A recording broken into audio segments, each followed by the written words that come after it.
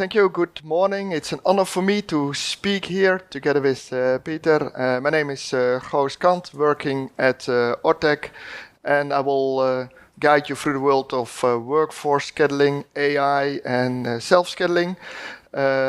Next to ORTEC, I'm also professor in optimization and AI, so teaching and doing research in that space.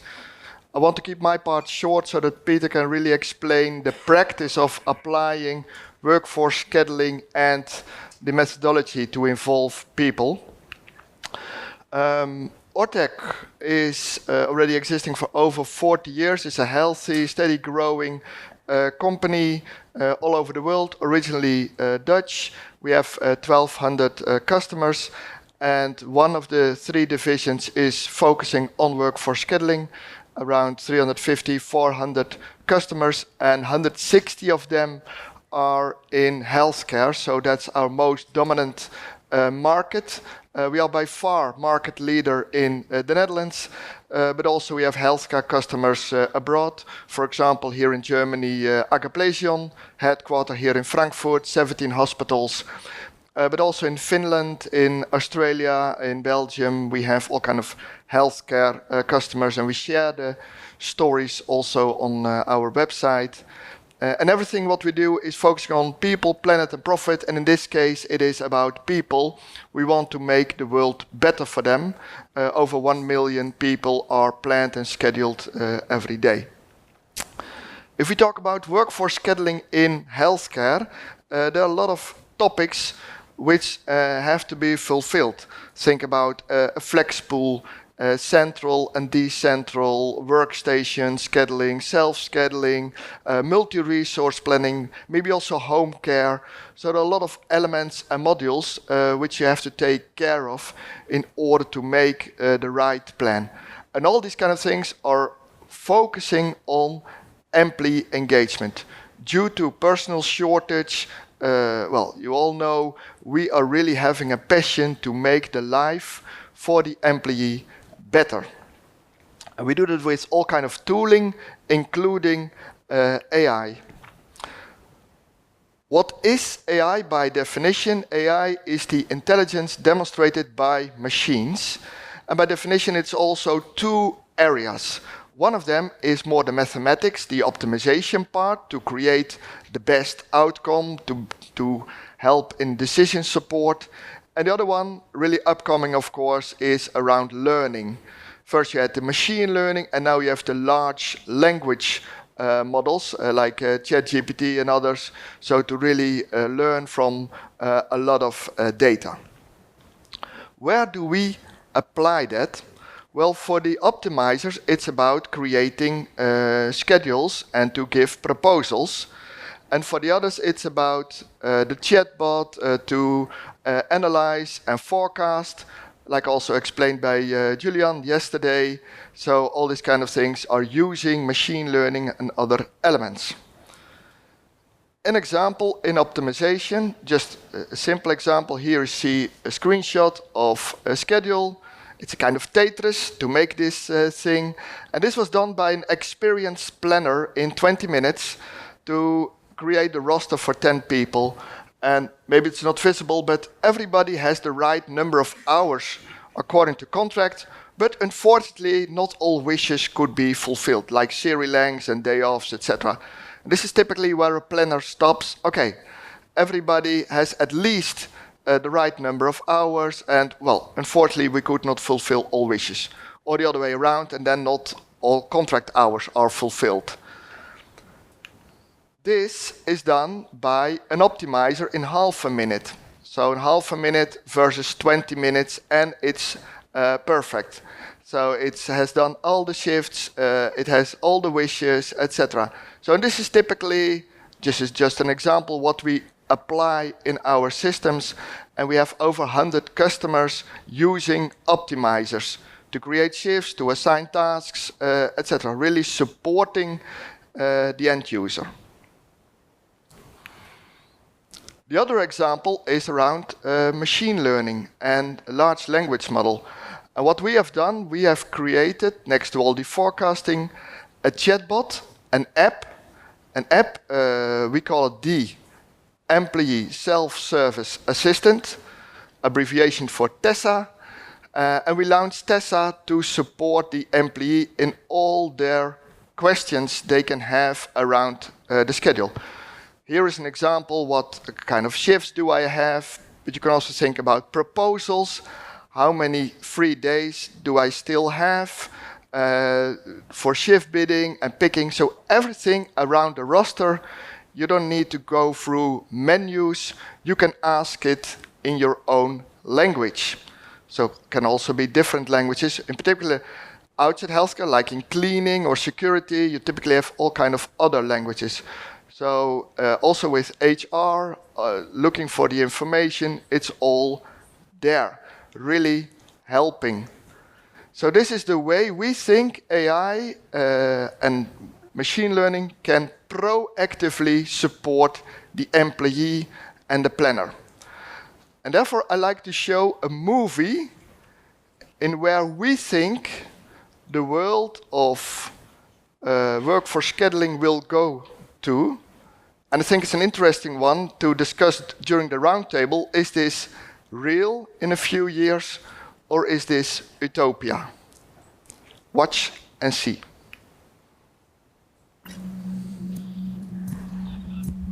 Good morning.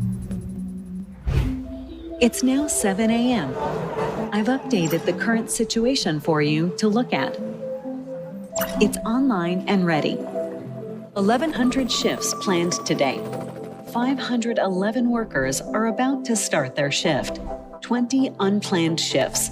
25 people are sick. And 35 people are on leave.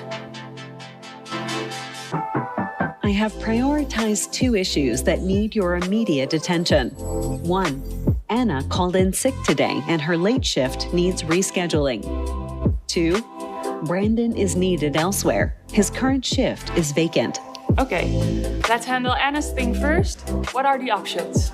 3 colleagues volunteered to cover Anna's shift. They are Robin, available for the full shift, Marquez, available for half of the shift, Elaine, experienced but already nearing overtime limit. Robin is informed of her shift, while others are thanked for their cooperation. Brandon's upcoming shifts still need adjustments. Here are the solutions. 1, assign Brandon's shift later this week to Gina, who is available. Or 2, approach a temp agency. Select temp agency. Temp agency is informed. All urgent issues have been taken care of. There's a new message. There is a new leave request from Armando. It needs to be looked at. Here's an overview with scheduled shifts and an indication if they were overstaffed. 3 different actions need your approval. Based on the current schedule, don't take action for the 2 overstaffed shifts. 2 shifts should be opened for bidding. 1 shift should remain vacant. Armando's leave is now confirmed and the schedule has been updated. Thanks. It's been a great day. Your decisions today have helped with employee happiness increasing with 2%. Overtime for next week decreased with 6%. You stayed fairly within budget this week. Whether it's customer satisfaction, employee happiness, or financial improvement, we support you to master today and improve your tomorrow.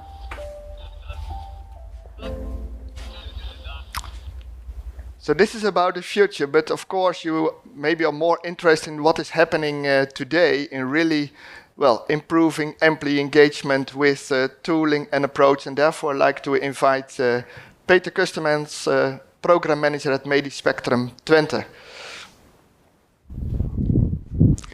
Thank you, Goos. Okay, first I go to my landing spot and stay there.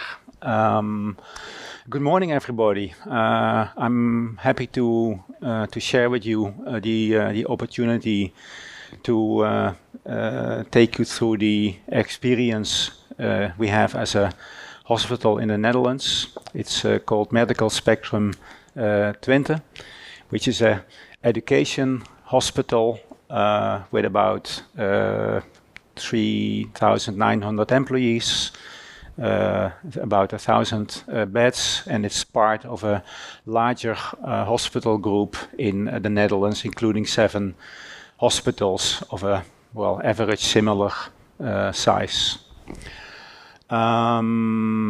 And we use the ORTEC technology to schedule and roster our employees, including nursing practices, surgeons, medical specialists, and outpatient clinics, and I will take you through all that. But first, let me share with you the goals we have as a hospital.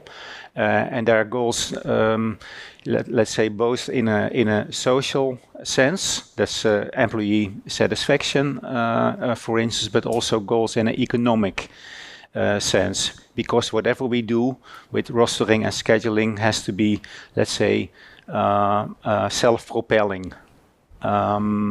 So when we look at the employee goals, we talk about things like trusting employees for having grip on their own working schedule.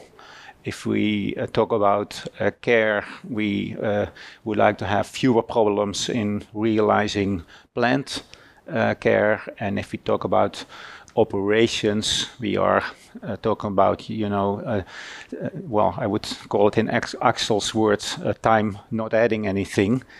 I mean, basically, planning time doesn't add anything. So the fewer time you spend on planning, the better it is. So those are the goals for the hospital in terms of personal planning. And to achieve those goals, we attach to 3 themes. The first and maybe most important theme is what we call democratization, which means that every employee owns their own schedule. That's something different than having a schedule. So that has to do with feeling that your, private wishes are to a certain degree enclosed in your schedule and roster. Then another important thing is integration. We also suffered a wide spectrum of rostering habits and systems in the hospital. And then it's difficult to make sure that you have coherent planning, so that the planning of the medical specialists and the planning of nursing are interconnected with each other. So integration is an important theme. And the last important theme is, you could call it simplification. I mean, rostering habits have evolved over the last decades in a tremendous list of privileges, habits, checking lists, and so on. An average outpatient clinic has about 100 rules that they check to everything what they do. And they don't have 100 of the same rules even. Each outpatient clinic had their own stuff. So simplification is making planning not more complicated than it in essence has to be. That's the third theme.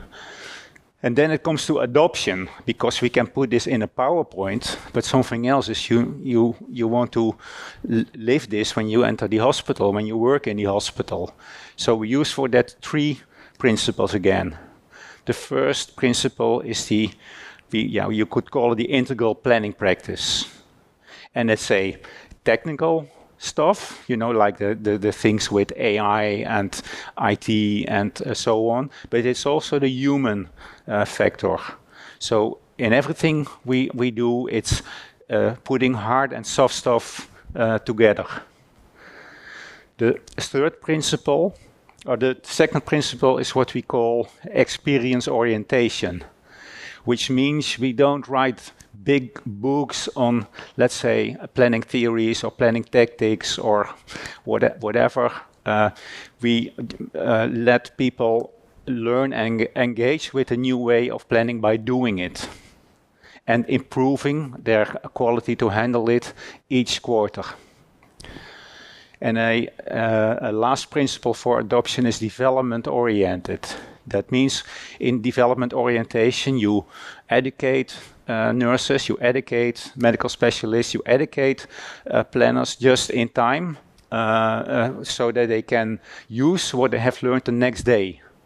Not the next year, but the next day or the next week, but close to each other. So if you look at the transition plan we use, you see this integral spectrum over here. So when moving from the current way of scheduling to the new way of scheduling, we put attention to the vision and the way of working. We pay attention to the systems people use. We pay attention to the way that they interact with each other, because if you say we're going to do self-scheduling, that means that the role of a planner changes, but also means that the interaction with colleagues changes, because they don't run to the planner when there is a problem, but they have to engage with their colleagues. And the second is guidelines and constraints. So what do we expect from departments and people when doing this transformation? So if we then look, for instance, at the program for the nurses, in way of working, we include things like self-scheduling, team solving, all kind of stuff. How do you do that? If you look at systems, we use ORTEC Workforce that Goos just mentioned, but also the app like the test stuff that was just presented. When you look at cooperation, there's stuff like educating planners, and then not just education on, let's say, planning theory, but also planning on leadership. How does your role as a planner change when moving to this era? And then guidelines, and there's of course formal guidelines like working rules, but also things like make sure that you measure what's happening in your department, because without measuring, you don't know where you're heading for and where you came from. Well, then on top of the explanation about tests, just some short words on self-scheduling. It basically contains 3 stages. In the first stage, the employee makes sure that it's clear what preference he or she has for working schedule, and then they pick the shifts that fit into that.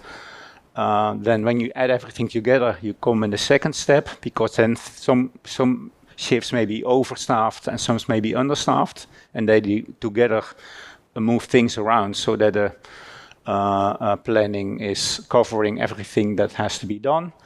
And in the final stage, if there are still some gaps in the planning, a supporting planner makes sure that the holes are closed. So that's about the transformation. Now about the effects of the transformation. And first we go into the what you could call the social effects or the satisfaction effects. What we do is we frequently ask every employee on let's say 4 subjects. We ask 5 questions about what they think about the roster that they have. We ask 5 questions about the rostering process, 5 about the rostering cooperations, and 5 questions about the feel of the work. And here you see you have 1 question about roster. My roster is predictable. And you see in the first question round, about 30% of the people say it's often predictable. And after a year, it moves up to, let's say, about 50% that say it's predictable. And you have quite some people that move from the never part to the often part in terms of predictable of rosters. Then we go to the roster process. You ask questions like, I feel involved in the roster process. And there you see again that the people that say yes, most of the times I am involved, that moves up. and the people who say I'm sometimes involved moves down. So there's also a good change. When you go to the questions about cooperation, I experience sufficient opportunities to exchange shifts is one of the questions. You see that the developments are not that expressed as in the other categories. There's a small rise in the often part, but it comes not only from the people that used to say I have sometimes sufficient opportunity, but also come from the people who say I'm always having opportunities to exchange shifts, which we can explain that because you have also around, let's say, the informal, in the older planning process, we have a kind of inner circle around the planner, and those people feel a little bit, you could call this disappointed with this more democratic way of rostering, and the young people attending the departments, they feel more satisfied. Well, you see, and then if you look at the questions about work, you see some people, some change in that in the category always goes up, but it doesn't only come from the sometimes people, but also from the often people. Well, in this way, you can make a kind of a map of every department, but before we do that, we also introduce a thing we call net roster score. And net roster score is the sum of the people that say, okay, this is always the case or often the case, and you subtract the people who say this is never the case or sometimes the case. So here the net score on the predictability of rosters moves up from -27. If you're really doing bad, you can do -100. And it moves up to 8. That's quite a shift. It looks like small, but 30% net effect is not bad. And in this place, you see what's happened on all questions. So here you see you see the questions about roster process, about cooperation, about work, and the biggest shifts are in involvement in the planning, which makes more or less sense. We see a huge shift of more than 30% net. There's a big shift in the predictability of the roster. It seems small, but it comes from a negative score and moves up to up. And there's a big shift in control over the own rostering. Well, in a similar manner, you can compare departments. So here you see the about 15 nursing departments in the hospital who make an average shift from, I think, about 15 net percent points. But you see huge differences. You see departments like A and E that move almost 30+% up. But you see also a department that goes down. So what's happening there? And that's a big department, so something to take seriously. And we decided to split the rostering practices in that department in 3 practices because they were quite different, and now the results move up again. But so these schemes also show it's time to take action. So those were the social effects, and now some more economic stuff. These are some indicators that in the end, determines your financial performance. Here you see, for instance, the bed occupation, which goes up with about 2% average.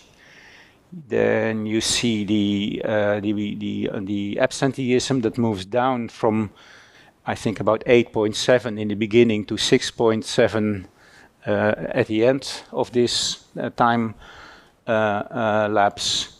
And you see there in the upper right the reasons for closing down beds. And in the first period, 55% of the reasons had to do with employee availability. And in the second round, only 33% of the closing down of beds was caused by lack of employees. And then in the right down corner, you see the violation of rostering rules moving down with about 15%. Now you can say, are you absolutely sure that this is caused by those new planning practices in terms of, absenteeism? No, we are not. But it would be quite difficult if all those figures would go the wrong direction and only the social part would have a good development. So far we're glad with this combination of social and economic effects. Now one slide about the way we deal with this project, which is I think a proper reflection of the, let's say, experience orientation. The teams that do this in the department are is a part of the department. So it's not an external project team or a central project team that is doing this. It's the colleagues of the department that takes care that things are happening. And that also makes sure that there's no change from a project stage to an operational stage. The department is the project. What we do, however, is that we have a support team that gives support on everything. So not one phone number for the IT, one phone number for the employment rules, one phone number for leadership, and one phone number for measuring effects. No, you have one team supporting you on whatever is necessary. And finally, there's a sponsor group which makes sure that line management is adopting the principles we started with, so that you don't have a department fighting with things that they shouldn't fight with. They should be stimulated to do this instead of convincing the line management. That has been taken care of in advance. Okay, then we have a few slides on another place of the hospital. This is about outpatient clinics. So here we have different content of the program, because in way of working, we're here talking about integrated planning, which is very important. So not having separate planning schedules for medical specialists and nurses and rooms and operating theaters, but have a coherent planning. Here, in terms of systems, we talk about multi-resource planning and integration with Outlook and so on. If you talk about cooperation, a big thing is the second point, phasing out of this, let's say, old, difficult terms of engagement and checklists and so on. But that's not a thing that people like to do, because it's their security for ages, and sometimes it's even their baby. So that's quite a thing to include that in the project. And then you have guidelines, and here we have also the standard ones, like respecting label rules, but what's very important is the contracted care. In this place, the influence of availability of medical specialists is quite a determined factor on the schedule, more than it should be. Of course, the medical specialist should be there, but if it's determining the whole schedule, it will be suboptimal. So this is also an important part of the project. Now here some words about what integrated planning is. What we have here is a plan board system which includes all professional groups. So the doctors, the nurses, the room cleaners, the medical secretaries, the rooms, the facilities, and it's all interrelated. and it's interrelated on an activity basis. So if you have an intake with a person with a stomach disease, it's defined who do you need for that, for how long, and it's not just one person, it's a combination of persons and rooms. That's supported by the large screen part, and then you see on the right part the test part, which is something like it's everything on one place for every employee. So it's not only your own roster and shifts, but you can also see where are my colleagues. You can also not only see your roster, but also what should I do, what are my activities, and you can also use it for planning your holidays and so on. Well, first effects here. First of all, we have an optimized roster structure.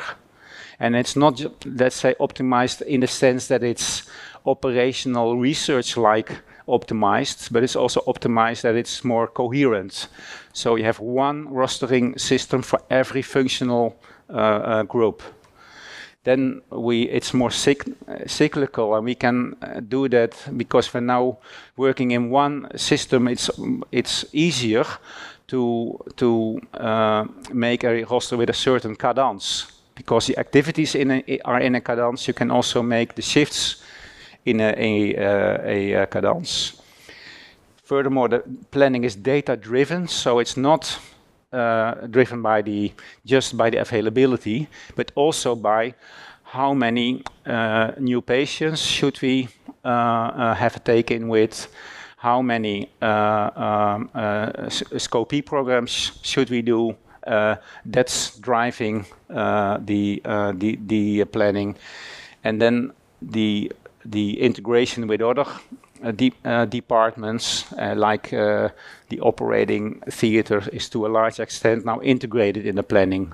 What often happened in our hospital that we had this planning, although it wasn't integrated, we had it. It's finally there 3 months in advance, and then there comes up a request from the operating theater, and the whole stuff had to be reworked again, and that's played down now for quite a degree.